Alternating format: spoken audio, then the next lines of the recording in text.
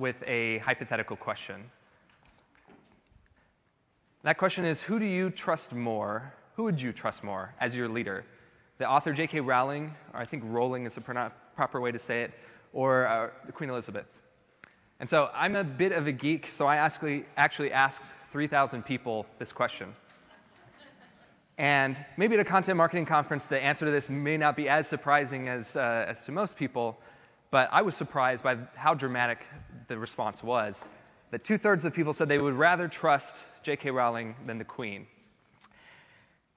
And this reminds me of a quote that's written on the wall of my office. It's a Native American proverb that says, "Those who tell the stories rule the world." Now, both the proverb and the results of the poll, perhaps the Native Americans could have, the ancient Americans could have predicted the outcome of this poll based on this proverb of theirs. But I think both the quote and the poll beg a question, which is why? Why would we trust the children's book author over the monarch? Why would we trust the storyteller over the person who's been in leadership her entire life? We are addicted to this idea of stories because they help us remember and they make us care about things. So I've been obsessed with this idea. And so I made another poll where I decided I wanted to reenact the homeless person sign, Jacques Prévert. So I found 2 homeless signs on Google Images, one that's very straightforward, homeless, I need help, and the other, which is a story. It says, "Mom told us to wait right here," and that was 10 years ago, which is really sad.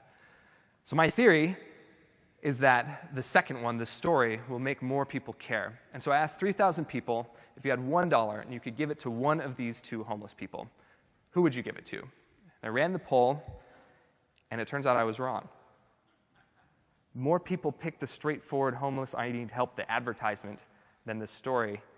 And I was initially crushed because, biology and science and all this other stuff that I believed in, and Ryan Gosling, and then I looked at the comments of what people left in the poll and found the answer. And most people in the comments didn't pick homeless, I need help because they thought it was the better story. They picked it because they didn't believe the other story, because it was too fantastic for them to believe that someone had actually been there for 10 years, still waiting for their mom. They didn't believe the story, and in fact, a good percentage of the people who picked the second one picked it because they thought it was funny, which says something, I think, about our society. But they didn't pick it because they thought it was real or because the story moved them at all.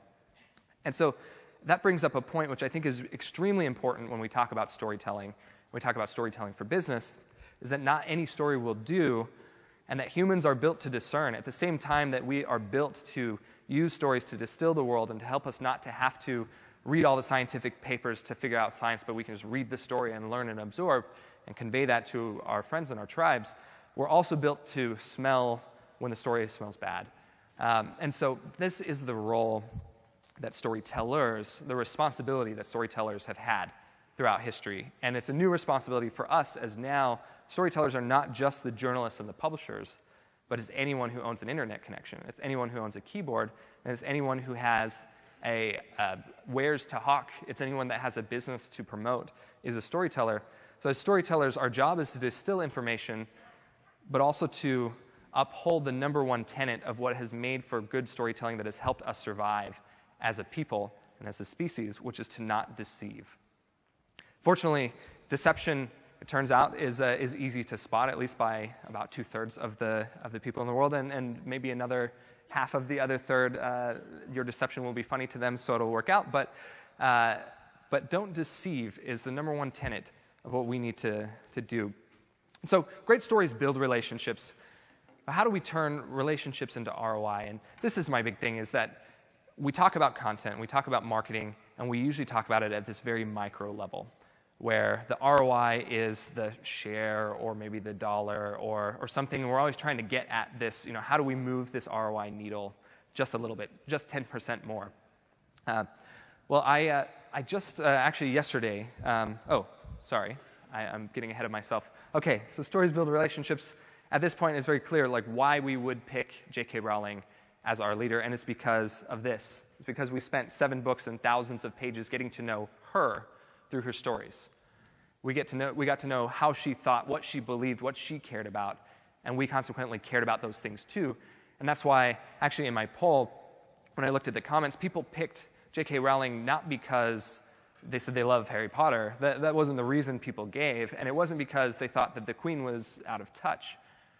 Most people said that they picked J.K. Rowling because they felt connected to her, that they felt like they could trust her, that they intuitively just felt like they had more of a relationship with her. And so this thing happens subconsciously, but that's the power of great stories.